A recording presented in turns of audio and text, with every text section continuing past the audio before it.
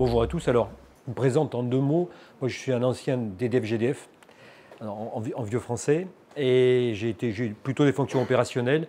Et mes 8 dernières années, je les ai passées à la direction de la recherche du groupe Engie.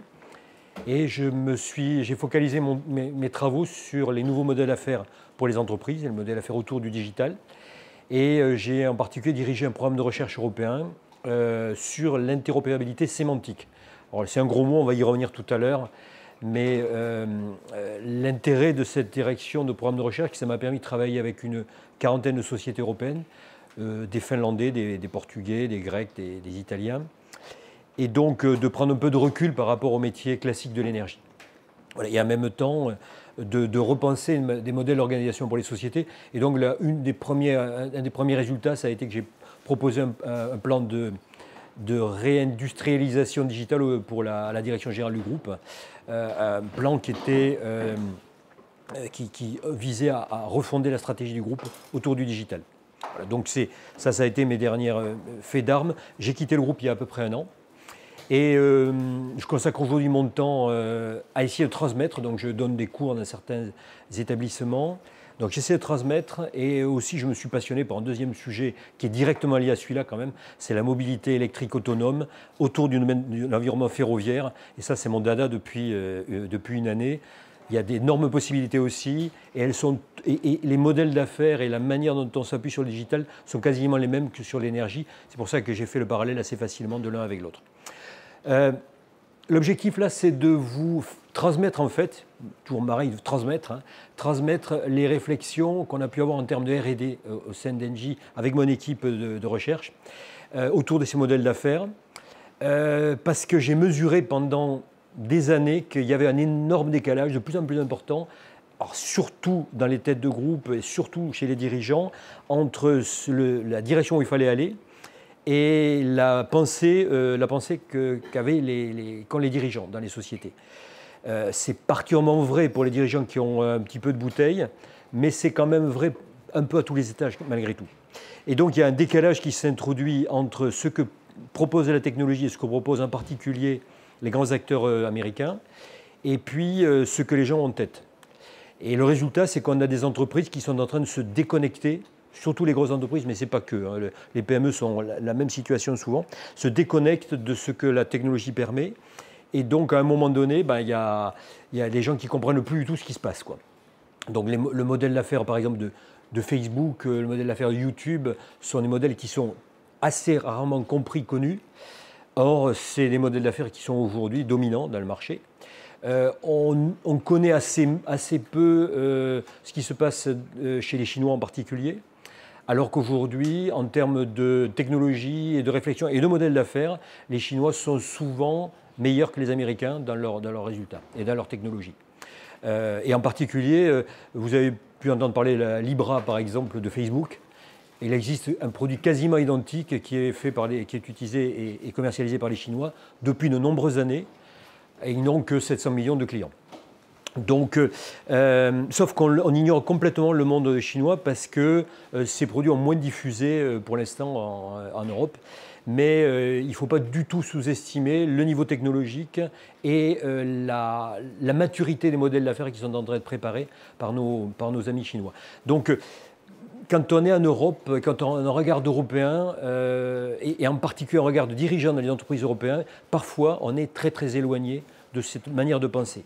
Alors, inutile de vous dire qu'une entreprise traditionnelle comme EDF ou Engie, il y a bien sûr des gens qui s'intéressent au sujet, il y a bien sûr des réflexions stratégiques sur le sujet, mais pour arriver à entraîner dans ces réflexions-là toutes les équipes, c'est quand même quelque chose d'assez complexe.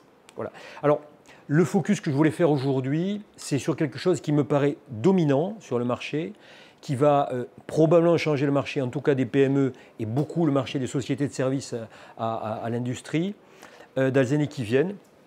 Et le point clé, c'est l'IoT industriel, IoT, Internet of Things industriel, le edge computing et l'intelligence artificielle au niveau du edge.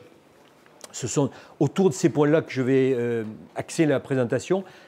Elle ne va pas être technique, la présentation, je vous rassure tout de suite, mais elle va montrer que ces points-là, ces technologies-là, sont en train de changer complètement le panorama. à peu près, ça a autant d'influence que l'arrivée des smartphones, ce qui est en train de se placer pour le monde industriel. Donc vous avez dû vous rendre compte que les smartphones, ça a eu quelques conséquences au cours des 15 dernières années. Ce qui est en train de se passer avec l'edge computing, la IoT industrielle, c'est de même nature. Donc il vaudrait mieux pas louper la marche, voilà, parce qu'en général, ça fait mal quand on loupe la marche. Donc j'ai axé ma présentation autour de ce qu'on va appeler les pain points pour les entreprises. Alors quels sont-ils? Ben, les entreprises, elles ont tout le temps les mêmes types de soucis. Alors quand c'est des PME, elles les perçoivent, les soucis, parfois elles ne les voient pas du tout. Quand c'est les grandes entreprises, il y a en général les services informatiques qui ont senti qu'il y avait un problème. Parfois, ils ne voient pas non plus d'ailleurs, mais souvent, ils ont perçu la difficulté. Mais faire face à ces difficultés-là, ça nécessite d'avoir une veille très très active sur ce qui est en train d'évoluer sur le marché, de manière à se dire, bah, tiens, cet acteur-là va être certainement dominant, il faut faire quand même attention. C'est ces points-là que je vais essayer de mettre en évidence. Des points qui sont, tout ce que je vous montre là, c'est issu des travaux de R&D qu'on a fait depuis une dizaine d'années avec mes équipes. Et en fait, c'est des choses qu'on a vues pour beaucoup, qu'on a vues déjà depuis 5 ou 10 ans et qui sont encore pas du tout visibles du marché. Donc, ou à peine visibles du marché. Donc, malheureusement ou heureusement, ça a déjà pas mal d'antériorité. Alors, les questions que se posent les gens, on sait très bien que l'informatisation est en train d'aller très très rapidement dans les entreprises. Ça passe son temps à bousculer les habitudes, à tel point qu'un produit est à peine arrivé qu'on est en train de passer au suivant. Et ça, c'est assez perturbant. Donc, les gens se disent, mais qu'est-ce que va être le futur? Voilà. Donc ça, c'est un point qui perturbe les entreprises. En même temps, les gens se disent, est-ce que les standards que j'adopte sont les bons standards ou est-ce que ce n'est pas les bons standards? Parfois, ils ne se posent pas la question, mais parfois, ils se la posent. Est-ce que le fait, par exemple, d'avoir cette salle du Wi-Fi, est-ce que c'est quelque chose d'important? Est-ce que c'est visionnaire d'avoir du Wi-Fi dans une salle? Ou au contraire, c'est un produit qui va disparaître? Ce type de questions-là, on doit se les poser à tous les étages. Et c'est autour de ces questions-là que je vais essayer de rentrer un peu plus dans le détail, mais je suis parti de l'idée qu'aujourd'hui, les entreprises ont des quantités de questions. Souvent, elles ont déjà des débuts de réponse à beaucoup de ces questions. Et ces questions sont très, très structurantes sur ce qu'il faut faire en matière d'évolution des métiers et de l'informatisation des métiers. Donc c'est ce point-là que je vais essayer de creuser. Et le premier point d'entrée sur les technologies, je rentre sur 2 angles. Les technologies de traitement de l'information et les technologies de communication. Alors, peut-être faire le plus simple d'abord, c'est la communication. La communication, il y a deux grands chemins de communication. J'ai les communications de type filaire, j'inclus dedans la communication optique, et puis les communications radio. En gros, le filaire, et en particulier la fibre optique, c'est fait pour transporter des très grands débits, mais on voit bien qu'il y a un petit inconvénient, c'est qu'il faut installer du filaire. Donc, c'est un élément extrêmement structurant pour une entreprise. Est-ce que finalement, toute la com va passer en radio, toute la com va passer en filaire? Ça fait partie des grandes questions. Aujourd'hui, on peut dire qu'avec l'arrivée par exemple de la 5G, on va avoir des communications radio qui vont être aussi rapides, aussi puissantes que la communication filaire. Ou en tout cas, ça ne va pas lutter contre la fibre, mais ça peut apporter des services qui sont un peu de même niveau quand même. Donc c'est une question ouverte. Après, le deuxième grand volet, c'est les techniques radio.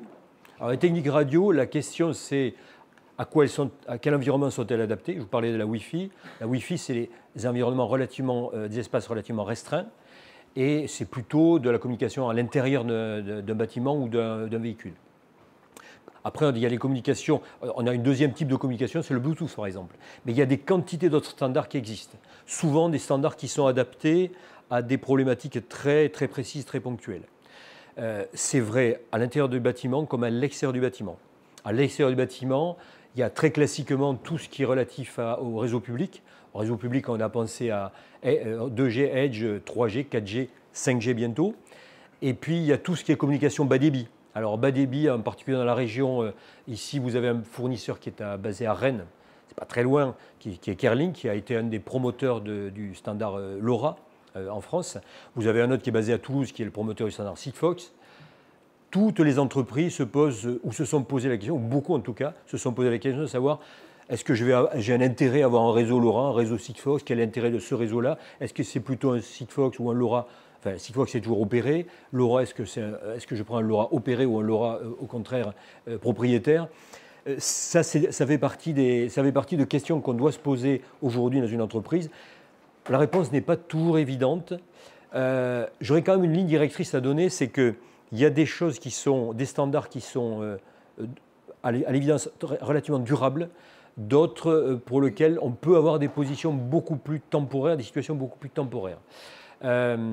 Et il y a des standards qui sont relativement intermédiaires, qui viennent combler un trou dans la raquette pendant quelques temps.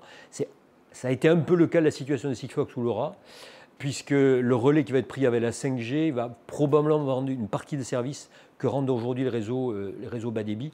Et d'ailleurs, ces réseaux n'ont pas une place très très importante dans l'économie.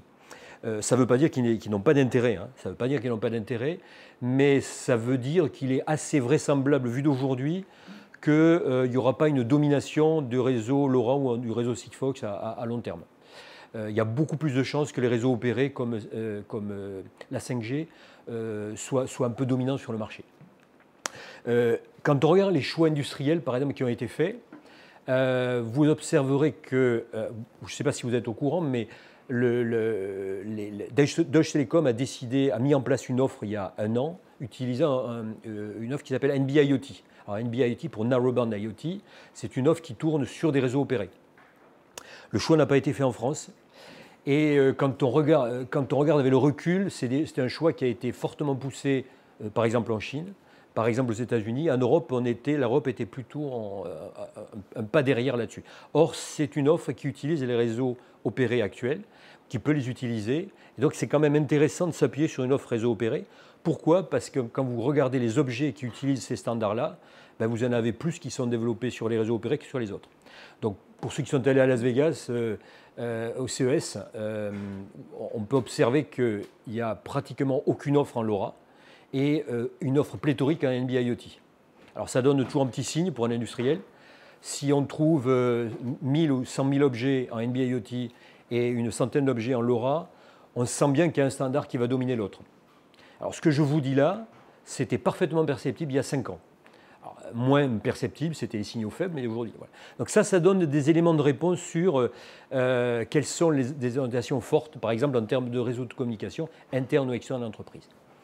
La particularité, peut-être focus sur la 5G, c'est que la 5G est un système de fréquence qui est adapté, qui offre des types de services qui sont très différents de celui de la 4G.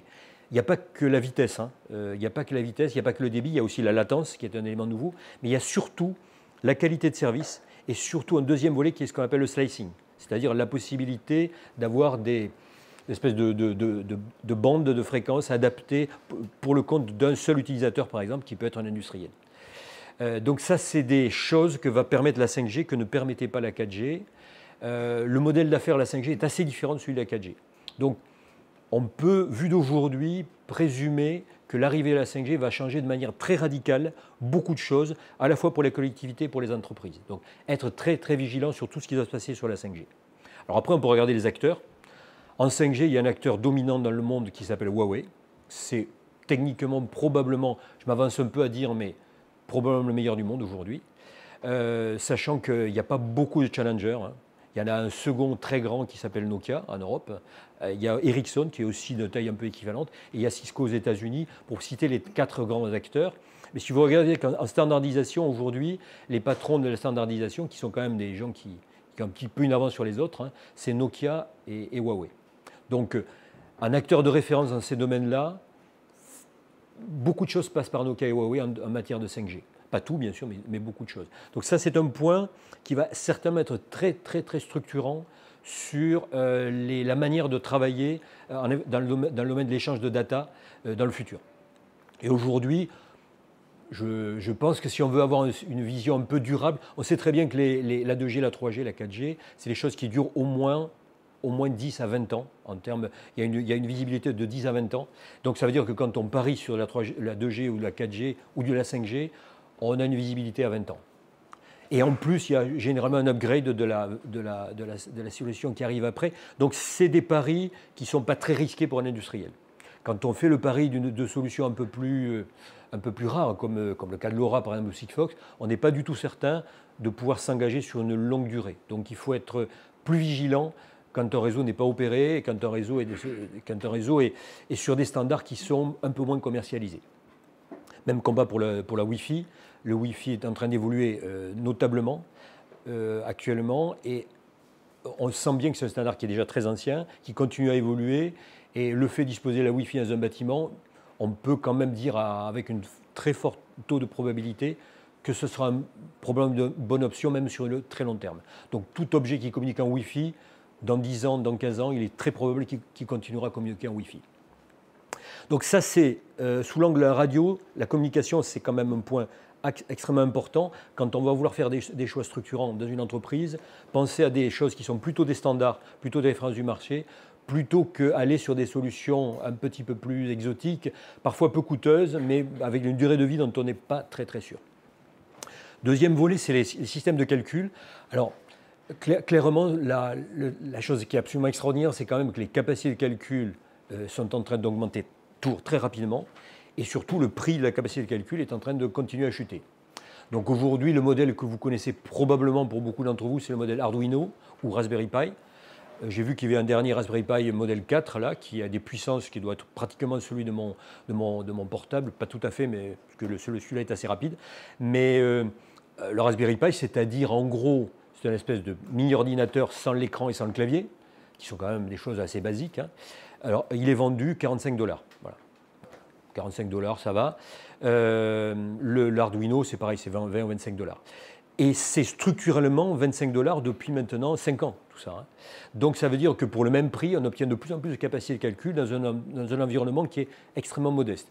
Donc aujourd'hui, toutes les universités du monde entier utilisent des Arduino et des Raspberry Pi, parce que ça coûte quasiment rien. Et avec ça, on peut les assembler, on peut faire ce qu'on veut. Et on peut surtout faire des calculs, parce que c'est fait pour.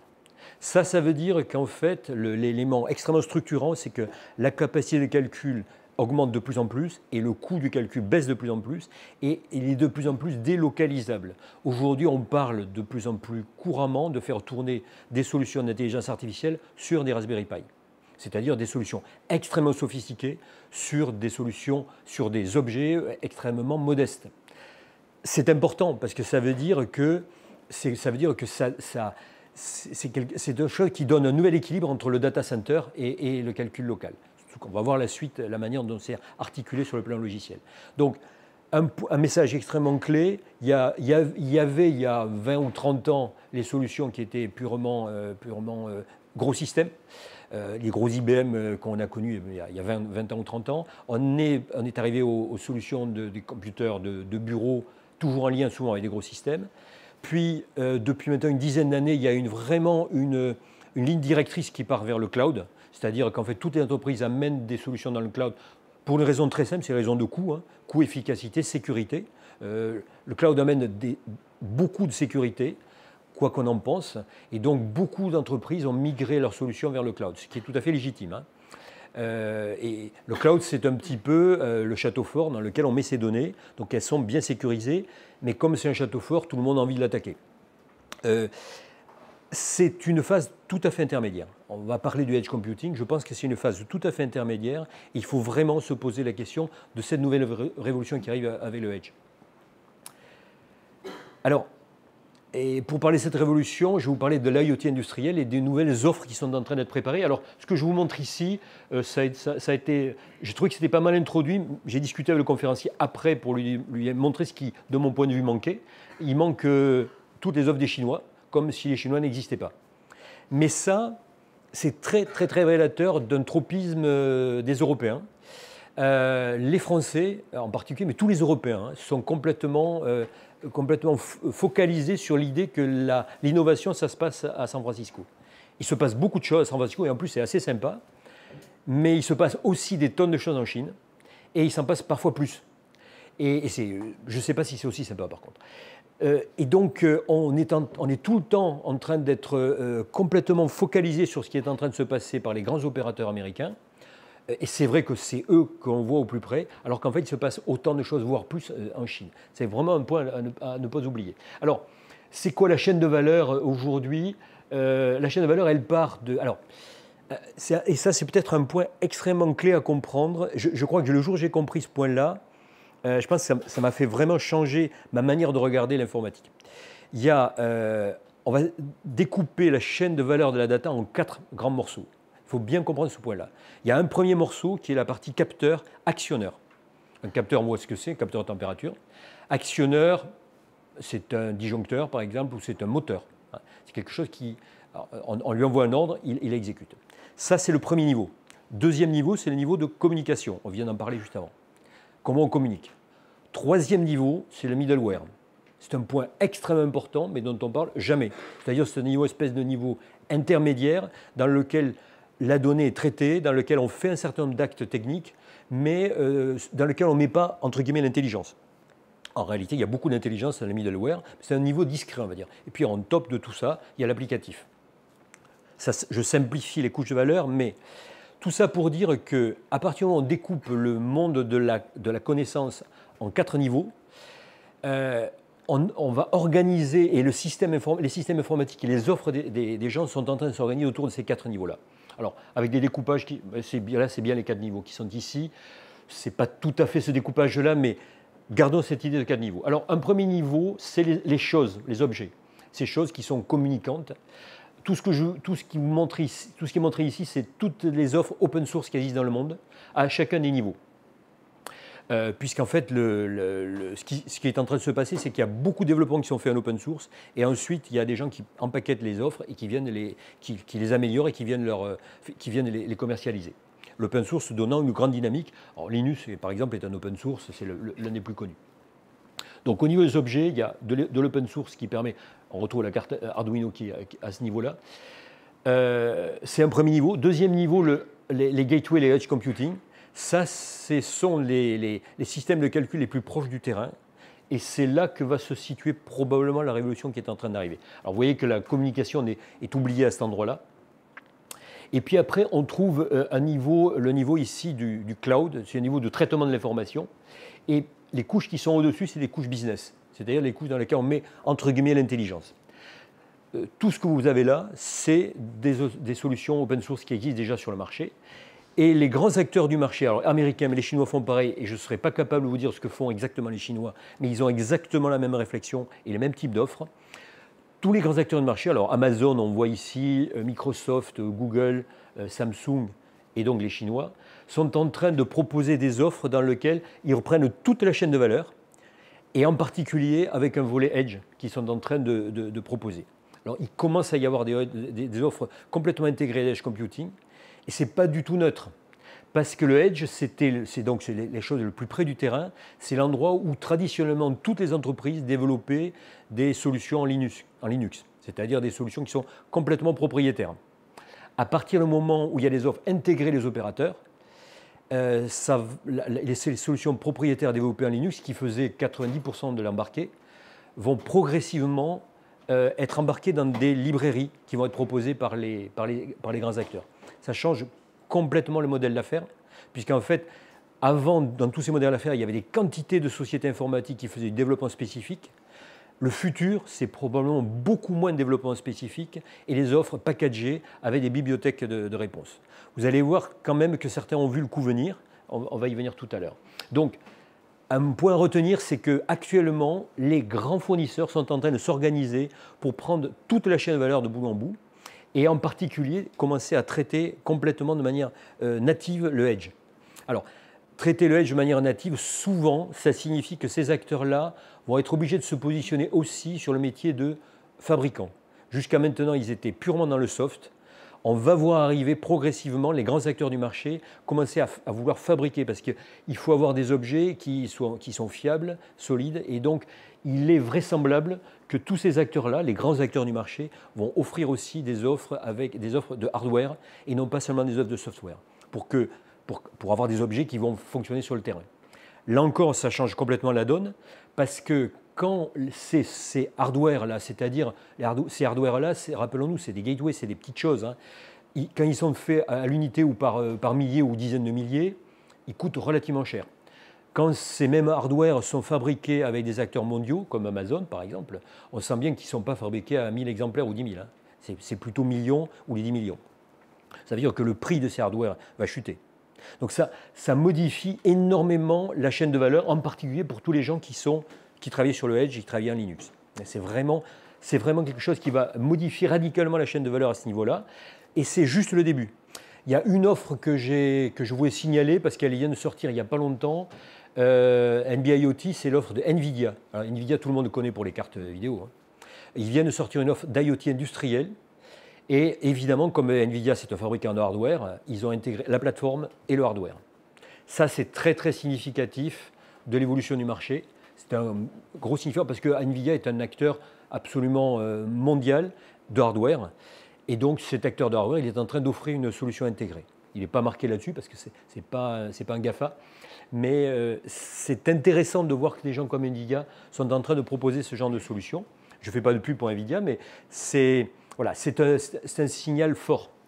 Alors, qu'est-ce qu'on y fait avec ces capacités de calcul? C'est très simple.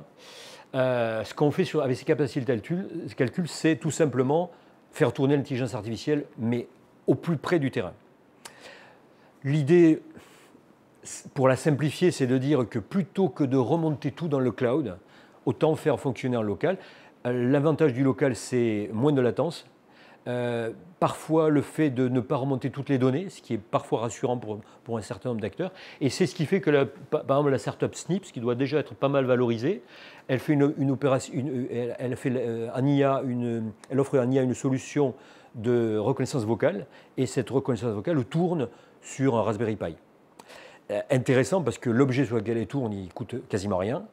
Et donc, c'est de l'intelligence artificielle qui tourne en mode complètement local. Et donc, une solution dans laquelle vous êtes absolument certain que la reconnaissance vocale n'est pas utilisée pour alimenter la base de connaissances, par exemple, au hasard de Google ou d'Amazon. Et elle est en local. C'est aussi très connoté à une nouvelle vision que nous avons du traitement de la donnée. Plus on parle de confidentialité des RGPD, et plus les gens se disent « mais où vont mes données ?» Donc ça, c'est des réponses qui sont apportées par le marché. J'ai des solutions d'intelligence artificielle, mais qui tournent dans des environnements traditionnellement très contraints. La réalité, c'est qu'ils sont beaucoup moins contraints en local aujourd'hui qu'il était il y a 10 ans, évidemment. Donc le fait qu'on ait beaucoup plus de capacité de calcul en local fait qu'on peut faire tourner des choses un peu plus sophistiquées en local. Donc ça, c'est pas du tout... Alors j'ai pris Snips au hasard parce qu'il y avait une pub sur Snips il y a une semaine, mais il y a plein d'autres solutions, en particulier de reconnaissance de voix, de reconnaissance d'image. Évidemment, j'ai rencontré par exemple un fournisseur qui est dijonnais, qui s'appelle Human, et qui fait la reconnaissance d'images embarquées dans sa caméra. Et il m'expliquait que son prochain projet, c'est de l'embarquer dans une caméra qui ferait 1 cm de diamètre et 1 cm d'épaisseur. Il y aurait tout le soft à l'intérieur et tout l'hardware. Donc c'est des micro-caméras qui embarquent la reconnaissance d'image, c'est-à-dire qui sont capables de dire c'est telle personne qui est venue, ou plus exactement, cette personne a telle attitude, par exemple une attitude agressive. Tout ça, c'est embarqué sur une caméra qui va être de quelques centimètres. Voilà. Ça, c'est vraiment de l'embarquer, et ça, c'est une vraie révolution. Un deuxième acteur bien connu, c'est Volvo, qui a fait un partenariat avec NVIDIA. Ce n'est pas complètement un hasard. Une Volvo, c'est bien un véhicule, c'est de l'embarquer. NVIDIA, c'est un fournisseur traditionnel de cartes vidéo, qui a aujourd'hui une offre d'IoT industrielle. Mais l'IoT industriel d'NVIDIA pour la Volvo, c'est le même IoT industriel qui va être utilisé pour la ville de Nantes, évidemment, pour les tramways de Nantes, pour le chauffage de cette maison. Donc c'est cet IoT industriel, à partir du moment où c'est une espèce de brique élémentaire qui vient capter la donnée et qui vient stocker et qui vient traiter l'information à un niveau très local, il peut être utilisé pour faire absolument n'importe quoi. Il est complètement ouvert. Ça, c'est très important parce que ça change totalement la vie des gens qui vendent des box, des machins comme ça. Voilà. Donc, c'est un point qu'il faut vraiment avoir en tête, c'est qu'aujourd'hui, l'intelligence artificielle, ce qu'on appelle l'IA, s'embarque beaucoup en local. Et en local, on peut faire beaucoup de choses, y compris les sujets qu'on va voir tout à l'heure dans le slide suivant. Deuxième élément, alors là, je le dis pour les industriels parmi vous qui sont un peu curieux et pour même ceux qui pourraient aller faire le voyage, c'est un modèle qu'on a veillé en 2013-2014 dans le groupe Engie. C'est le modèle Adamos. Alors Adamos, normalement, ça ne parle pas du tout chez les Français. C'est un modèle allemand Et les Allemands se sont regroupés, alors ce sont des PME, des ETI allemandes, vous savez que les entreprises sont plus costauds en Allemagne, qui sont regroupées en 2013-2014 et ils se sont dit on ne va pas se laisser faire par les modèles d'affaires que vous avez vus juste avant avec les GAFA, on va nous-mêmes se regrouper en tant que concurrents. Ce sont des concurrents qui se sont regroupés pour mettre en place une plateforme qui leur permet de disposer de software commun. Alors ça, c'est absolument génial parce qu'eux ont complètement anticipé la révolution d'aujourd'hui. Ça veut dire que quand la révolution va arriver, ils ne seront pas en train de larmoyer en disant notre marge part chez Google, parce qu'eux, ils auront maîtrisé complètement la complexité de leur système dans un environnement de concurrents. Alors, il y a des démarches un peu équivalentes qui ont dû être faites par les équipementiers automobiles il y a quelques années, mais pas avec le même niveau de sophistication. Et c'est extrêmement important de comprendre qu'il vaut mieux aujourd'hui s'associer et trouver des alliances entre concurrents plutôt que d'imaginer qu'on est encore concurrent. J'ai un message que j'ai essayé de faire passer dans mon groupe, ça a du mal à passer quand même, qu'il faut trouver les alliances. Mais trouver les alliances en digital, c'est en fait un moyen de recréer la valeur pour le marché. Ne pas les trouver, c'est la certitude que demain, le marché sera dominé par Google. La certitude, il n'y a pas de... La seule raison pour laquelle Google ne sera pas dominant demain, c'est que l'État interdit à Google d'agir. Voilà. Ça, évidemment, si Google est interdit de séjour, il ne sera pas dominant en France. Mais on voit bien que les contreparties risquent d'être un peu chères quand même à payer. Donc aujourd'hui, je mets vraiment en exergue ce modèle Adamos. Ce sont des entreprises, je crois, de mécanique en fait, allemandes, qui se sont regroupées entre elles pour créer leur propre système, leur propre environnement de plateforme et surtout leur propre base logicielle, donc d'intelligence entre guillemets. Donc qui sont des bases, des bibliothèques logicielles qui sont sur leur métier. Donc quand vous êtes sur le métier de la micromécanique, par exemple, vous avez des choses qui sont très très spécifiques à votre métier. Et vous imaginez que vous êtes concurrent et vous le partagez. Ça, c'est vraiment un modèle vraiment qui est très, très visionnaire sur la manière de s'organiser. Ce n'est pas un détail. C'était, quand j'avais veillé ça, c'était déjà, le chiffre d'affaires, c'était l'ordre d'une cinquantaine de millions. Ce n'était pas un détail. Et on a veillé ça il y a 4-5 ans. Voilà. Donc ça a dû bien grossir depuis. Voilà. Mais ça, c'est vraiment la démarche qui est une réponse possible par rapport à la même mise des potentiels des GAFA. Sachant que vous avez bien compris que je considère aujourd'hui que le modèle des GAFA est un modèle qui est efficace. Vous avez vu qu'il y avait des offres qui sont en train de se préparer. Maintenant, c'est un modèle qui est prédateur, très clairement prédateur. Quand on est prédateur, c'est-à-dire, c'est normal, je dirais, mais c'est un système dans lequel le prédateur, c'est celui qui mange, et l'autre, c'est celui qui est mangé. Voilà. Donc, par exemple, quand vous êtes vendeur d'énergie, un sujet que je connais un peu bien, entre un client final et le fournisseur d'énergie, vous ne servez quasiment à rien. La réalité, c'est que vous ne servez quasiment à rien, il faut l'admettre. C'est-à-dire qu'en réalité, à un moment donné, il y a l'énergie en gros, de l'autre côté, il y a un client qui consomme au détail, quelqu'un lui donne des index et vous facturez. Cette activité-là, sa valeur ajoutée n'est pas énorme. Et aujourd'hui, un Amazon ou un Google peuvent parfaitement faire le job, avec la différence, c'est que tout le monde connaît Amazon, tout le monde connaît Google, tout le monde continue à connaître EDF, mais Engie, pour le grand public, est déjà assez peu connu parce que la marque a du mal à être perçue par tous. Et donc, et vous avez une interaction avec Amazon souvent, toutes les semaines, tous les mois, alors que comme il n'y a pas de problème particulier de facture, etc. avec l'énergie, vous avez une interaction avec un fournisseur d'énergie parfois tous les 5 ans ou tous les 10 ans. Donc, c'est-à-dire que vous l'ignorez par principe. Donc, on voit très bien que sur ces métiers-là, ces métiers de service, alors je vous parle de l'énergie, je connais, mais c'est exactement le même phénomène avec la banque. On connaît peut-être, vous connaissez probablement une société start-up allemande qui s'appelle N26, qui agace vraisemblablement le monde bancaire. C'est exactement le même modèle. C'est un modèle dans lequel, finalement, tenir un compte en banque, ce n'est pas forcément si compliqué que ça. Et donc, il y a des services bancaires qui sont offerts par N26 gratuitement. Voilà. Donc, ces modèles-là, pour se prémunir contre ces modèles-là, il y a des solutions d'alliance. Alors, les banquiers avaient réglé le problème à l'époque avec l'alliance Visa, par exemple. Donc, aujourd'hui, il y a la même standardisation pour l'échange de cartes. Mais aujourd'hui, pour les industriels, il y a des alliances de clusters, des alliances entre concurrents, qui sont des réponses possibles. Voilà, je fais passer ce message en espérant que peut-être ça peut solliciter un certain nombre d'entre vous.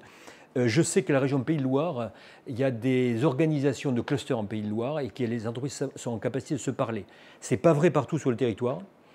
Vous avez beaucoup de chance sur ce niveau-là, donc profitez d'un environnement qui vous est plutôt favorable et regardez de très très près la démarche d'Adamos, vous verrez que c'est transposable à plein d'autres domaines. Et je n'ai pas d'action chez Adamos, évidemment. Alors je voulais parler d'un autre volet pour que tout ça soit possible, tous ces modèles à faire soient possibles. Il y a à assurer un minimum d'interopérabilité. J'espère que c'est relativement lisible, mais il y a 3 niveaux d'interopérabilité. Et ça, c'est un point clé. Hein. Quand une solution n'est pas interopérable, la plupart du temps, soit on est très très intelligent et on est le seul à l'avoir, ce qui est quand même très très rare, soit on est mort, ce qui est beaucoup plus fréquent.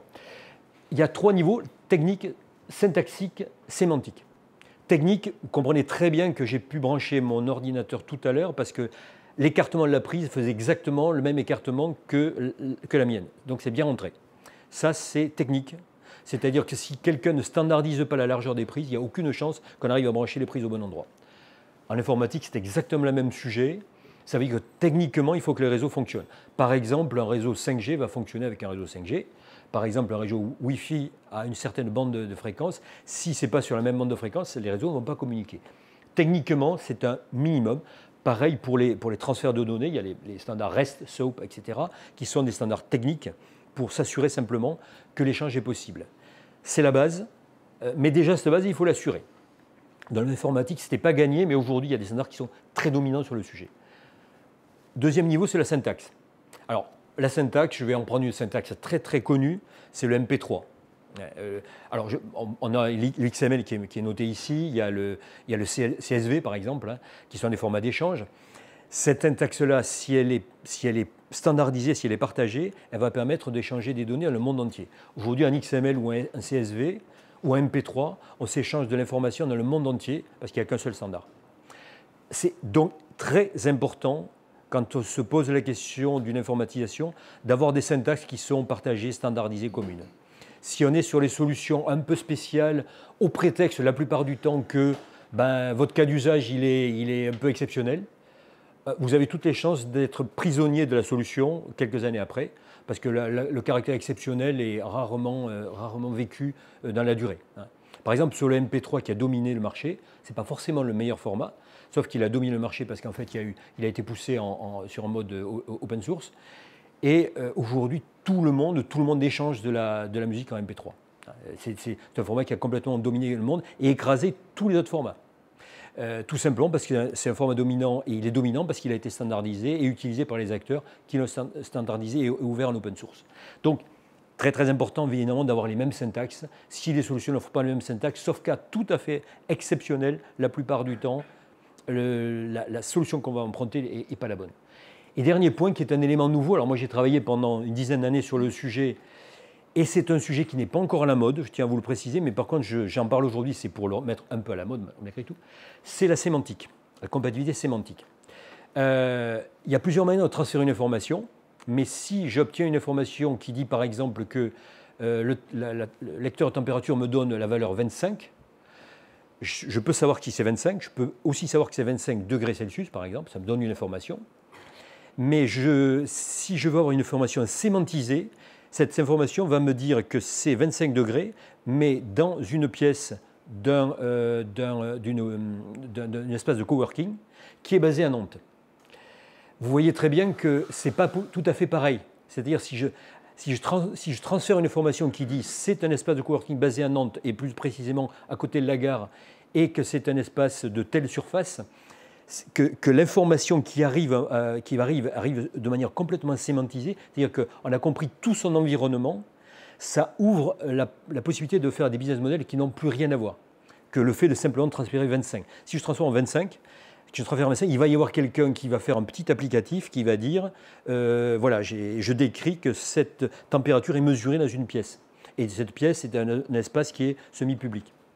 Donc, la sémantique permet d'embarquer en même temps qu'une information, elle embarque un environnement, une contextualisation de la donnée. Ça a un inconvénient, et ça a été inventé, le web sémantique a été inventé il y a plus d'une dizaine d'années. Ça a un petit inconvénient, c'est que c'est extrêmement gourmand en capacité de calcul et surtout en capacité de stockage, en traitement de l'information. C'est la base de Wikipédia, par exemple, la sémantique. Alors, le web sémantique permet de faire des traitements automatisés. Par exemple, le site de publication animalier de la BBC a utilisé le web sémantique. À partir de ça, il vient scroller tout ce qui existe dans le monde sur les animaux. Et puis, il fait un catalogue qui a l'air d'être complètement personnel à la BBC, mais en fait, qui vient pomper l'information dans le monde entier. Ça, c'est le web sémantique qui le permet, puisqu'en fait, il va analyser l'image, il va analyser les contextes et il va ressortir une information qui est structurée à partir d'une analyse automatisée. C'était pour l'instant adapté à des cas extrêmement limités. Moi, j'ai travaillé, je vais vous le montrer juste après, sur un projet qui l'adaptait à l'énergie, qui n'a pour l'instant pas eu de succès que j'escomptais à l'époque, parce que quand on a démarré le projet, on était leader mondiaux. Quand on l'a terminé, on était encore leader mondiaux, mais en R&D, c'est-à-dire qu'on n'a rien mis en application. Mais quand on a terminé le projet, on s'est rendu compte qu'il y avait des Coréens qui étaient en train de travailler sur le même sujet, mais dans le domaine de la mobilité. Et j'ai vu il y a déjà 2 ou 3 ans, déjà à l'ETSI, c'est-à-dire à Sofia, congrès annuel à Sofia, une exposition dans laquelle on montrait qu'on faisait communiquer à la fois des parkings, des barrières automatiques, des voitures et des garages, tout en web sémantique. Alors, en français, ça veut dire que tous ces objets-là qui étaient faits par des gens et des applications qui n'avaient rien à voir entre elles, arrivaient à communiquer naturellement entre elles et on arrivait à offrir un service reposant sur des applications et des acteurs qui n'avaient rien à voir entre eux. Simplement parce qu'il y avait une compréhension de l'environnement pour tous ces objets. Ça change complètement la vie pour une collectivité, par exemple, une collectivité territoriale qui veut mettre en place un système de gestion multimodal, par exemple, de ses déplacements. Les solutions sémantisées le permettent, mais le permettent avec des coûts extrêmement bas, puisqu'en fait, vous avez compris depuis ce que je l'ai dit tout à l'heure, que tout ça va tourner en edge computing, c'est-à-dire va tourner en local, et va tourner sous forme de bibliothèque. Donc on voit bien que aujourd'hui, on est encore dans une situation où pour, par exemple, automatiser, je sais pas, le transfert, par exemple, de location de voitures électriques à Nantes, il faut des logiciels complètement spécifiques, avec des hardware spécifiques, des développements spécifiques qui coûtent horriblement cher. Demain, avec ces solutions-là, il n'y a rien de spécifique. Il y a à être sûr simplement qu'à un moment donné, il y a une capacité de calcul, et on a bien vu tout à l'heure qu'elle coûtait quasiment rien. Voilà. Donc ça modifie radicalement les modèles d'affaires. Alors, j'ai presque terminé. Je vais vous montrer là un autre volet. Alors, c'est ce que je voulais déjà un peu aborder dans l'énergie et la mobilité. L'énergie, moi j'ai travaillé sur celui-là, la mobilité, je suis en train de travailler sur le rail actuellement. Il y a des tentatives européennes pour standardiser la sémantique et standardiser la syntaxe. Et donc, ces tentatives sont plutôt, je dirais, syntaxiques, mettre en place des syntaxes communes pour tous les transports. Il y a une démarche qui s'appelle Cooperative Intelligent Transport System Strategy, qui fixe des syntaxes communes à tout l'environnement de transport, que ce soit de l'avion, du ferroviaire ou de l'automobile, et puis des standards qui sont développés par l'environnement ferroviaire pour automatiser les échanges sur les voies. Tout ça, c'est des démarches qui font que l'Europe, dans un délai de l'ordre de dizaines d'années à peu près, aura des standards à peu près cohérents pour pouvoir favoriser les échanges entre tous ces objets, que sont les avions. Ça, c'est l'environnement, comment dirais-je, des transports. Attention, ce n'est pas tout à fait la sémantique ici, c'est plutôt encore de la syntaxe assez sophistiquée. Dans le monde de l'énergie, on a l'équivalent qu'on appelle le code des manœuvres. Dans le domaine maintenant du bâtiment, il y a le BIM, Building Information Modeling, qui est en fait une modélisation du bâtiment. Ça, c'est plutôt pour, on va dire, les architectes. Dans le monde de l'énergie aujourd'hui, et du bâtiment aussi, il y a une démarche qui, elle, est assez efficace, qui est une démarche portée par un Américain qui s'appelle Haystack. Voilà, pardon. Ah, c'est le fameux délai, le délai qui tue. Je ne sais pas ce qu'il faut que je fasse là. Ça va revenir, voilà, ça revient. Oui, aux États-Unis, il y a tout un environnement qui travaille autour de la sémantique qui s'appelle Haystack. Ça, c'est une démarche qui est relativement aboutie commercialement. Je dirais qu'il y a déjà des offres commerciales qui existent depuis maintenant plusieurs années, qui est beaucoup moins R&D que les travaux sur lesquels j'avais travaillé moi. C'est-à-dire que nos travaux avaient été beaucoup plus R&D, donc plus le coup d'après. Mais la différence entre la R&D et puis les Américains, c'est que les Américains, ils vendent, alors que nous, on a fait juste que dépenser l'argent public pour sortir la solution. Donc, d'une certaine manière, les Américains étaient beaucoup plus efficaces. Je ne sais pas ce qu'il faut que je fasse pour repasser à mon diaporama. Je vais peut-être... J'arrive même pas à passer ça. Alors j'aurais voulu passer un diaporama, je ne sais pas. Si, je vais y arriver. Donc voilà, la sémantique, on en voit l'utilisation du web sémantique et des environnements sémantiques, on en voit juste le point dans le début. Je vous ai parlé d'HStack. Le BIM n'est pas réellement sémantique. Hein. Le HStack, c'est un peu le début, c'est-à-dire on commence à mettre des contextes derrière les mots.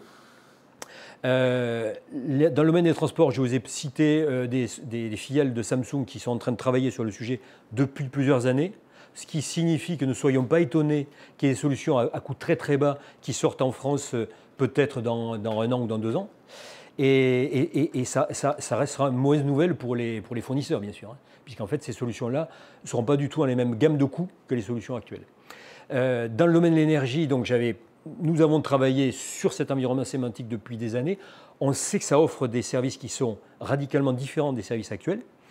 En particulier, le service que ça offre, c'est qu'on va pouvoir tourner tout le management, par exemple, du confort d'un bâtiment sur, par exemple, la box d'un opérateur. Donc, il commence à y avoir des solutions timides. Il y avait Bouygues qui a sorti des solutions il y a quelques années. Je viens de voir une offre de Free qui est un peu dans cet esprit-là, qui font tourner sur leur box des solutions pour le management de la maison. Ça, c'est juste timide et c'est le début. C'est évident qu'à partir du moment où vous avez la connectivité d'un opérateur, la box par exemple, et que vous avez la puissance de calcul d'une box, c'est dommage de ne pas s'occuper, par exemple, du confort à la maison. Et puis quand la box est dans un bâtiment comme celui-ci, on va faire un peu plus que le confort. Donc c'est des domaines qui sont en train seulement d'arriver. Quand on embarque dessus la sémantique, il suffit que chaque objet embarque lui-même une sémantique, c'est-à-dire qu'il dise où il est par exemple, ou ce qu'il fait, pour qu'il soit immédiatement compris par les automates qui vont les utiliser. Je regrette, je ne vais pas pouvoir montrer la suite, mais bon, je ne sais pas ce qu'il faut. Il faut juste la rouvrir. Il faut que je la rouvre, d'accord. Bon, je rouvre, attendez. Excusez-moi, de toute façon, elle est quasiment terminée. Je vais partir à la diapo actuelle. Voilà. Elle redémarre là. Ouais, c'est bon. Voilà, j'en étais à mon-dernier slide de toute façon. Là, c'était pour vous montrer ce qu'on avait fait nous en R&D sur le domaine de l'énergie.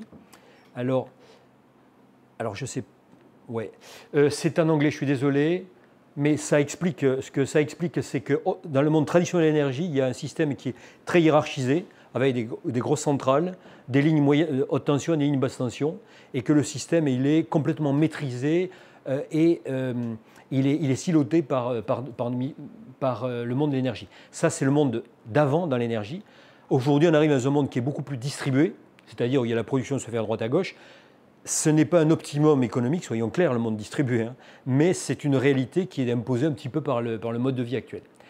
Et pour ce monde distribué, il y a plusieurs solutions. La solution adoptée aujourd'hui par la plupart des énergéticiens, solution qui n'a aucune chance d'aboutir. Les seules solutions, c'est de gérer la complexité, et gérer la complexité en faisant en sorte que les objets, d'une certaine manière, se parlent entre eux. Donc ça nécessite de repenser complètement le système de distribution de l'énergie, en particulier en Europe. Alors, voilà, par exemple, ici, on prend le cas un cas d'usage qui consiste à essayer, pour une maison donnée, de réduire l'énergie, la consommation d'énergie, mais ça peut être réduire la consommation, ça peut être aussi améliorer le prix, tout est possible. Pour ça, on va prendre tous les objets. Ces objets-là, ils vont être évidemment connectés à la même gateway, et chacun des objets va pouvoir communiquer des informations. En particulier, il dit l'objet, s'il est une machine à laver, s'il est un panneau photovoltaïque, s'il est une batterie. Batterie à la maison, ça n'a, de mon point de vue, aucun avenir quand même, hein, mais on avait l'habitude de le mettre parce que ça fait plaisir aux marketeurs. Voilà. Ça, c'est une situation extrêmement courante, c'est-à-dire un objet consomme, un objet a des habitudes de fonctionnement, et il va falloir le faire dialoguer entre eux. On ne fait pas dialoguer que les objets de la maison entre eux, on les fait dialoguer aussi avec le réseau électrique. Et il faut que ces objets dialoguent entre eux, parce que par moment, certains objets vont se délester par rapport à d'autres. Alors, c'est pour ça que la batterie est vachement pratique, parce que normalement, la batterie, elle accepte beaucoup de choses. Par exemple, de consommer l'énergie quand personne n'en veut, ou au contraire, d'en restituer quand tout le monde en a besoin. C'est pour ça qu'on met toujours la batterie remplacer la batterie par une voiture électrique, c'est quand même plus sympa, parce que vous n'avez pas besoin de la payer en plus, quoi. Voilà, puisqu'elle existe déjà. Évidemment, il faut prendre en compte tout un tas de contraintes, par exemple le coût de l'énergie, le coût temps réel de l'énergie, et il faut prendre en compte la capacité de production photovoltaïque, par exemple. Donc, c'est la raison pour laquelle on a créé ce projet de recherche européen. Nous étions 85 chercheurs et 7 pays, dans lequel on a mis en place une sémantique commune à tous ces objets. La sémantique permet aux objets de dialoguer entre eux. Voilà. Elle permet entre eux, à partir du moment où ils ont le sys insight, c'est-à-dire qu'à un moment donné, l'objet, il embarque la sémantique avec lui. Alors, c'est pour l'instant, bien sûr, de la R&D. Comme je vous l'ai dit, j'ai déjà vu une démonstration dans le domaine de la mobilité il y a déjà 2 ans, proposée par des Coréens. Et quand même, pour information, mon projet, quand on a publié le projet au W3C, donc on a commencé à standardiser, il a été immédiatement, tout a été vidé, tout ce qu'on avait prêt a été vidé immédiatement par la Corée et les États-Unis. Et aucun extrait en France. C'était assez sympa. C'est-à-dire aucun énergéticien français ne s'est intéressé au résultat, y compris Engie. Et tout a été complètement vidé immédiatement par la Corée. Et on a vu les dumps qui étaient faits de tout ce qu'on a produit, coréens et États-Unis. Donc, on ne sait pas où c'est passé. Mais entre-temps, le standard a été publié au W3C. Il s'appelle SAREF6 aujourd'hui. Hein. C'est un standard qui devient européen. Et donc ce standard, maintenant il est connu, il est public. Ça veut dire qu'il y a des gens qui doivent commencer à s'y intéresser. Et je peux vous assurer que ça change vraiment le modèle d'affaires.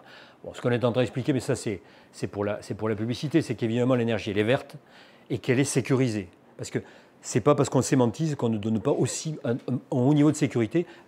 Il est apporté par l'edge computing. Voilà. On arrive à des optimisations, mais des optimisations qui sont multicritères. On n'est pas pour optimiser simplement la maison. On peut optimiser la maison, mais en même temps la charge de la voiture du voisin. Parce que vous voyez bien que la promesse qui consiste à dire vous allez brancher votre voiture, vous inquiétez pas, je vous la rends bien chargée le matin, c'est une promesse sympathique, mais une promesse qui n'a aucun intérêt. Quand on a le vendeur qui vient, on le croit bien sûr, hein, surtout s'il est convaincant, mais l'intérêt d'avoir sa voiture qui vient charger sa maison ou se charger sur sa maison, c'est un intérêt très siloté sur un seul petit domaine. Le futur, il n'est évidemment pas là. Il est que quand votre voisin a chargé sa voiture, vous puissiez utiliser sa batterie au voisin. Ça ne pose aucun problème réglementaire, ça ne pose aucun problème technique. Juste qu'il faut quand même qu'on sache que c'est la batterie du voisin, qu'on sache combien on a le droit de tirer, et qu'on sache par exemple que le voisin, par hasard, il est justement en congé pendant tout un mois et que sa voiture ne fait rien d'autre. Et donc, pendant ces congés, on peut par exemple tirer 90% de la charge de sa batterie, parce que de toute façon, il ne l'utilisera pas. Sauf que ces modèles d'affaires-là, ils ont quelques petites conséquences. Par exemple, ils ont comme conséquence, c'est que si vous pouvez utiliser la batterie de votre voisin pendant qu'il est en congé, la batterie de sa voiture du voisin, pendant qu'il est en congé, ça veut dire que vous allez valoriser son asset. Donc vous allez pouvoir le rémunérer pour ça. Donc le fait de laisser une voiture électrique à domicile demain permettra de gagner de l'argent, alors qu'elle n'était pas prévue pour ça. Donc on voit bien que ces modèles d'affaires dans lesquels on amène de l'intelligence au plus près du terrain et on permet aux données de se partager, changent complètement la manière dont on peut penser les modèles d'affaires. On est juste une dernière illustration avant de terminer. Quand on a fait nos travaux de recherche, on s'est rendu compte que Google essayait en 2012, en Californie, de faire la gestion de fréquences avec des voitures électriques. Et le modèle d'affaires là-bas, c'était que juste sur un seul service de gestion primaire de la fréquence, pour les électriciens, ça rapportait par voiture 1 500 $ par an. Ça veut dire qu'avec une voiture, si elle est fabriquée à des coûts raisonnables, pas les coûts actuels, on peut donner la voiture gratuitement. Avec simplement comme indication au client, veuillez laisser votre voiture branchée. Si elle n'est pas branchée quand vous ne l'utilisez pas, vous avez une pénalité. Sinon, vous arrivez à la maison, vous branchez, vous vous occupez de rien, elle est gratuite. Vous voyez, ça, c'est des modèles d'affaires qui peuvent avoir une existence, et il faut s'y préparer parce qu'en fait, ces modèles sont prévus, sont tout à fait possibles aujourd'hui avec des intelligences artificielles travaillant en edge computing. C'est un peu le sens de ma présentation. Alors, dernier point pour conclure, pour vous montrer un petit peu la tête que ça pourra avoir demain, là, c'est un peu science-fiction, mais c'est juste pour se faire un petit peu peur. Ça, c'est par exemple, je l'ai appelé Utility Store. Alors, je vais te dire naïvement, parce que j'espérais que les énergéticiens européens s'allient, j'espérais ça il y a 5 ans, avec le recul, je comprends que j'étais très naïf, qui s'allient entre eux pour créer cet Utility Store, pour contrebalancer l'arrivée possible des GAFA. Ça ne sera pas le cas. Donc ce seront les GAFA qui le feront et les Chinois. Donc dans quelques années, ne soyez pas surpris, il y aura des stores utilisant le edge computing, des solutions hardware et software, qui proposeront des services d'un certain nombre de fournisseurs. Ces fournisseurs seront en concurrence sous forme d'un clic, c'est-à-dire vous abonnez des abonnés, et ils pourront être EDF, Bouygues, etc. Ils sont donc au service de Google. Il faut attendre encore 5 ans ou 10 ans, le temps que la technologie soit prête et complètement prête, quoi. Mais maintenant, c'est écrit. Voilà, c'est écrit, il n'y a pas beaucoup de doutes sur le sujet. Donc ça se fera à la fois pour les offres aux collectivités locales et les offres aux industriels. Et ça utilisera tout le temps les mêmes types de technologies IoT industrielles, de l'intelligence artificielle au niveau du edge et des solutions très interopérables. Voilà. Donc ça, c'est un scénario futur très probable de l'organisation des business models pour les entreprises et les collectivités. Je peux me tromper, mais pour vous donner une idée quand même, le edge computing, on a commencé à travailler avec des Espagnols sur le sujet en 2010. Et à l'époque, personne n'en parlait du tout. Et on avait quand même senti que ça allait un peu changer les règles du jeu. Et c'était des Espagnols qui travaillaient sur l'énergie, on ne savait pas qu'ils travaillaient là-dessus, personne ne le sait encore d'ailleurs. Et ils avaient donc 10 ans d'avance sur la technologie d'aujourd'hui. Donc ça veut dire que beaucoup de choses se font en labo, beaucoup de choses se font à l'étranger, sans forcément qu'on en ait connaissance. Et à un moment donné, quand ces choses commencent à émerger parce qu'elles sont en maturité industrielle, il est beaucoup trop tard pour réagir. Voilà, c'était ma conclusion. J'espère ne pas vous avoir... En général, j'ai besoin de max à oxygène qui tombe automatiquement. Parce que ça peut être perturbant, mais vous êtes très peu nombreux à être dans des grandes entreprises de l'énergie, donc ça doit aller. Mais c'est vrai pour les transports, vous l'avez compris. Merci à vous. Oui. Merci beaucoup, c'était intéressant. Effectivement, il y a une marge entre ce que vous expliquez et la capacité à simplifier. Et je pense que c'est un gros problème qu'on a en France, c'est pas juste vous. Effectivement, beaucoup de choses sont perçues, analysées, et on en parle, mais dans des cercles restreints de chercheurs, parce qu'on n'arrive pas à vulgariser en fait. Du coup, c'est très compliqué. J'ai eu l'impression que vous parliez vraiment, c'est très très logique et c'est très bien amené le fait d'utiliser les standards par rapport au business model, qu'est-ce que ça peut produire, comment il faut se positionner en fait pour avoir un cran d'avance ou en tout cas pas avoir un cran de retard, c'est plutôt ça votre question. C'est très bizarre, c'est peut-être mon biais, mais j'ai eu l'impression comme si vous essayiez de ne pas parler de blockchain en fait, parce que tout ça, tout ce que vous voyez comme interopérabilité, les smart grids, le fait que les micro-paiements, le fait que votre voiture peut rapporter de l'argent, toute la technologie existe, toute l'infra existe, elle est sur la blockchain, et effectivement elle n'est pas encore hyper scalable, etc., on est d'accord, mais je veux dire, c'est vraiment cette révolution d'usage dont vous parlez, que vous pressentez, la technologie existe en fait. Alors, je ne parle pas de blockchain pour plusieurs raisons. D'abord, mon labo a travaillé sur la blockchain depuis 5-6 ans aussi pour ces mêmes raisons. J'en parle pas parce que tout le monde en parle et c'est très à la mode. Et je pense que le problème, c'est que c'est pas en reparlant du même buzzword qu'on va régler le problème. Ce que je parle là, c'est de la sémantique. La sémantique, c'est quelque chose qui peut être porté par la blockchain ou pas. Et les solutions que je propose là, les solutions qui sont là, sont a priori beaucoup moins consommatrices à la fois d'énergie et de temps de calcul que la blockchain. C'est les solutions qui sont, et surtout, les solutions qui sont portées par les GAFA aujourd'hui peuvent complètement se passer à la blockchain. La blockchain, c'est un shortcut en fait pour arriver au même résultat, mais avec quand même une contrainte de consommation d'énergie et de capacité de calcul très supérieure aux solutions de edge computing entre guillemets classiques des GAFA. Donc je pense que ces solutions-là, qui sont les solutions portées aujourd'hui par les GAFA, ont plus de chances à atteindre le marché. Alors elles sont moins...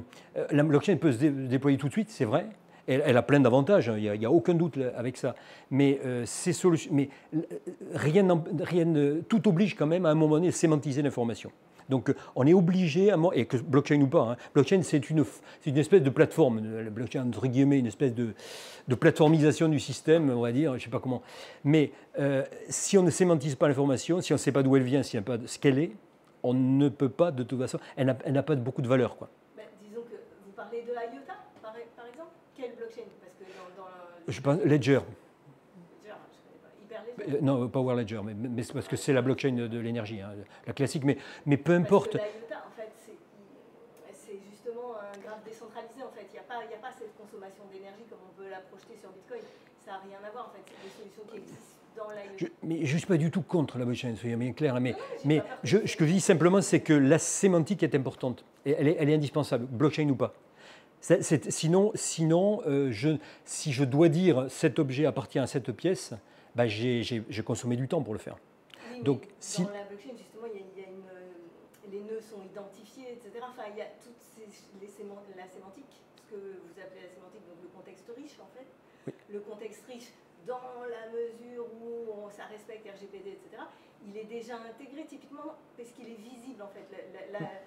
L'avantage technologique de la blockchain, c'est la transparence. Donc cette information-là, elle peut être disponible si on décide de se mettre d'accord pour l'utiliser. Et ouais, le problème dont vous parlez, la peur en fait de la domination des GAFA, ils ont justement très peur en fait de ça qui monte, parce que à partir du moment où un système centralisé, j'ai vraiment bien aimé la vidéo avec la pyramide, etc. Quand il y a un single point of attack, quoi, quand il y a un point unique d'attaque, quand c'est pyramidal, l'avantage et la protection des consommateurs et des professionnels et de tous les intérêts divergents. Vous avez parlé beaucoup de Adamos, le fait que des concurrents se soient unis. Et c'est typiquement le cas d'usage, le seul valable en fait d'utiliser une blockchain aujourd'hui. C'est qu'on soit des concurrents, qu'on ait des intérêts divergents, qu'on soit des très gros et des très petits, et on décide de travailler ensemble. Et on ne décide pas parce qu'on est gentil, on est tous méchants, mais on crée un système, c'est pas vrai, hein, je pense pas à ça, mais je veux dire, imaginons qu'on soit tous méchants, mais le système même du ledger décentralisé, comme on dit, du registre décentralisé, et des smart contracts, donc des choses qui sont codées, c'est pas parce que je suis gentil, je vais te payer, c'est codé, ça va être automatique, il va y avoir des déclenchements automatiques. Ça permet, en fait, c'est la technologie qui permet de se passer en fait d'un énorme mastodonte GAFA. Non, mais je suis d'accord, c'est une approche. On a développé une blockchain qui s'appelle Sunji, c'est dans mon labo. C'est une blockchain qui permet de... Alors, le modèle là, c'est de vendre l'énergie produite par des panneaux photovoltaïques, de les vendre aux voisins, par exemple. Donc, faire des smart contracts d'énergie. Voilà. Donc, mais ce n'est pas du tout en opposition avec l'idée d'avoir des échanges de data sur des edge computers. Sémantisé. Ce n'est pas forcément contradictoire. Par contre, l'avantage des smart contracts, c'est qu'il permet des transactions que... Là, je ne cherche pas les transactions, là. Je cherche simplement à partager l'information et la partager de manière intelligente, c'est-à-dire que les gens aient accès à la bonne information au bon moment. Donc je pense que c'est une approche, c'est pas celle qui est la plus véhiculée aujourd'hui, hein, mais je pense que cette approche-là est globalement plus efficace pour les collectifs que l'approche blockchain. Mais je peux me tromper, et de toute façon, je pense qu'il n'y a pas trop de risque d'aller sur la blockchain. Hein. Il n'y a pas de risque. J'y vois un intérêt immédiat. Et effectivement, on peut faire des opérations entre tiers et on peut amener des modèles d'affaires qui sont très disruptifs, c'est clair. Tout à fait. J'ai bien aimé absolument votre disruptifs. sur les micro-paiements, sur bien sûr. les choses qu'on ne peut même pas imaginer, genre une voiture gratuite.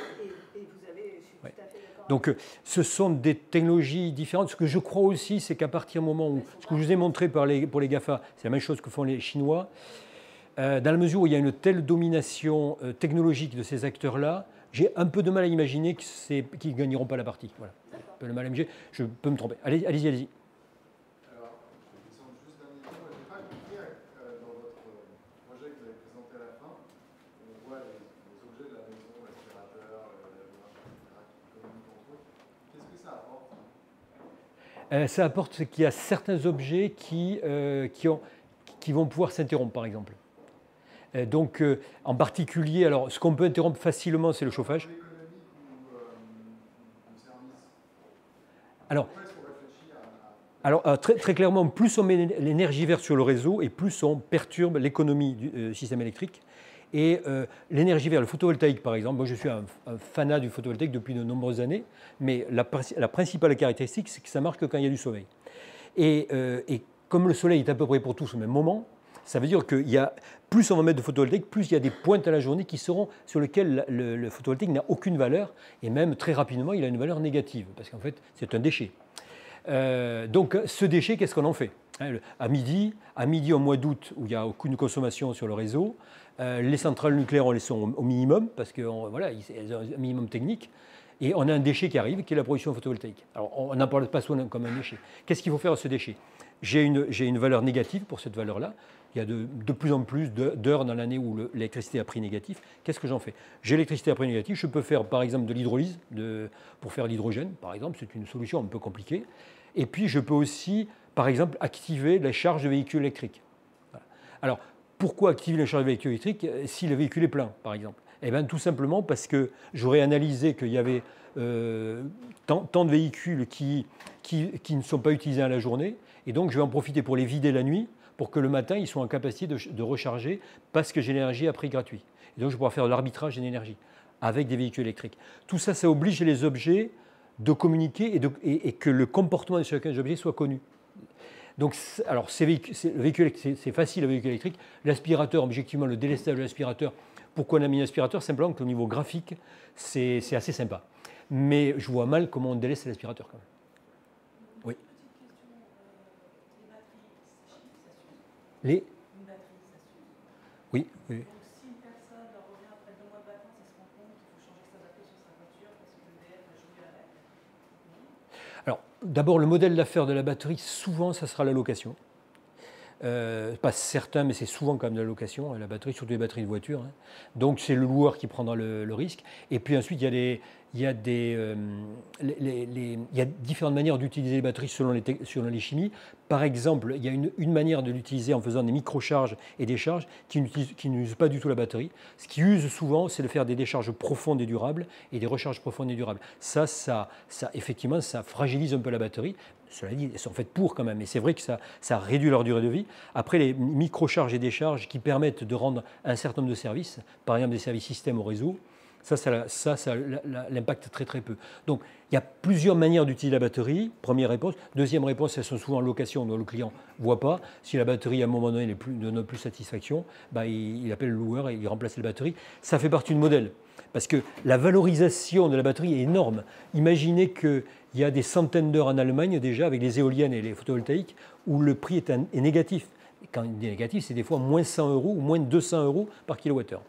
Donc ça veut dire qu'à ces moments-là, cette énergie négative, j'ai intérêt à l'utiliser parce qu'on va me payer pour charger ma batterie. Donc ça rentabilise très très largement le modèle de charge-décharge de la batterie. Donc et il faut être conscient que l'énergie verte, je suis très favorable à l'énergie verte, hein, mais c'est une énorme complexité pour les réseaux. C'est relativement anti-économique, hein, soyons clairs. Hein, sur le plan économique global, ça coûte beaucoup plus cher de tout faire en vert que de faire avec des énergies traditionnelles, hein, soyons clairs. Cela dit, ce n'est pas pour autant qu'on lutte, hein, mais il faut être conscient que d'abord, il n'en faut pas un pourcentage trop élevé sur le réseau, et ensuite, il faut développer des modèles d'affaires digitaux qui permettent d'optimiser au maximum ça. Et ces modèles passent par l'idée que dès qu'on raisonne en silo, c'est-à-dire par exemple ma voiture et ma maison, ça c'est un petit silo, on optimise beaucoup moins que quand on prend ma voiture et la maison de tous les gens qui sont dans mon environnement. Ou quand on pense à ma voiture, l'environnement du quartier et puis les besoins d'électricité d'EDF et d'Enedis. Donc plus on élargit la manière de penser le modèle et plus on arrive à optimiser. C'est ce qu'on appelle l'optimisation systémique, c'est-à-dire c'est une optimisation qui prend en compte l'ensemble des variables du modèle plutôt que simplement un silo individuel. C'est aussi ce que permettent ce genre de technologies, hein. Les technologies ouvertes. La blockchain est typiquement une solution systémique. Hein. Ça permet d'aborder tout un écosystème au lieu d'aborder simplement un morceau de l'écosystème, parce que sinon, on peut très bien faire des opérations qui individuellement, pour l'individu seul, vont rapporter un peu d'argent, on va dire, hein, mais qui sont une bêtise pour la collectivité, et globalement qui est une désoptimisation. Donc le monde de l'énergie, c'est celui qu'on connaît mieux, je connais le mieux, donc c'est un peu évident, mais dans le monde des transports, c'est exactement le même sujet. Oui.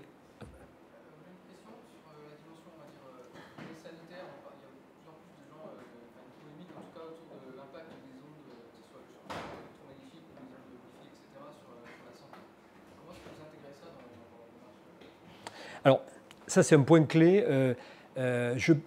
Moi, je suis à peu près... Plus vous faites de edge computing déjà, et plus vous allez faire des calculs à un mode très très local. Je n'oppose pas le edge et le cloud, mais malgré tout, plus vous allez calculer en local, et moins vous avez fait en transaction avec le niveau central. Donc vous limitez un petit peu les flux. Donc vous limitez les besoins à recourir à des transactions à haut débit. Maintenant, ça n'enlève pas la Wi-Fi. Après, les solutions, c'est d'avoir, au lieu d'avoir des Wi-Fi, par exemple, si on se rend compte que la Wi-Fi, finalement, n'est pas bonne pour la santé, c'est d'avoir des Wi-Fi moins puissantes qui débitent sur des environnements plus étroits, ou finir par du filaire. Il n'est pas du tout impossible que dans 5 ans ou dans 10 ans, on découvre que la Wi-Fi a des conséquences négatives pour la santé, et donc on supprime toute la Wi-Fi. Personnellement, à la maison, j'ai des connexions Internet dans toutes les pièces. Je ne l'utilise pas forcément, mais j'en ai de toutes les pièces. Je me dis que si un jour on me prive de Wi-Fi, j'aurai quand même encore la connexion. Mais surtout le fait qu'en fait, je ne sais pas le citer, mais j'ai l'impression que les technologies que vous avez abordées, ça nécessite quelque part pas de multiplier, on va dire, les spots Wi-Fi un peu partout dans la maison, mais si tous les objets commencent à communiquer entre eux, ça fait le nombre, c'est pas forcément la puissance, mais il y a beaucoup plus d'ondes. Alors, la radio, c'est une solution qui n'est pas chère. Une prise électrique intelligente, ça vaut 2 €, donc en gros, c'est vendu 60. Si elle passe par un système filaire, ça sera le même prix. Simplement, on va utiliser un courant porteur. Donc aujourd'hui, souvent, la radio est une solution de facilité. Le courant porteur en ligne est une très très bonne solution. Les courants porteurs en ligne sont une très bonne solution pour communiquer. Moi, j'y recommanderais aujourd'hui plutôt de s'appuyer sur le courant porteur à la maison. Mais c'est vrai que la problématique santé, on m'en a parlé pour la 5G par exemple. La 5G, normalement, en ville, à Nantes, quand vous aurez la première 5G, ça va être du 5 GHz à minima, peut-être du 10, je ne sais pas. Bon, je ne sais pas ce que ça donne sur la santé, 5 ou 10 GHz, mais finalement, je crois que je préférerais être à la campagne à ce moment-là. Mais donc la 5G amène du très très haut débit, pas très cher, pas cher finalement, mais avec des coûts avec peut-être un impact sur la santé. Je suis incapable de le mesurer et évidemment, si c'est déployé, on aura vérifié que ça n'a pas d'impact sur la santé, mais rien n'interdit de dire que ça n'aura pas un impact plus tard. Sur la 5G, bien sûr, oui.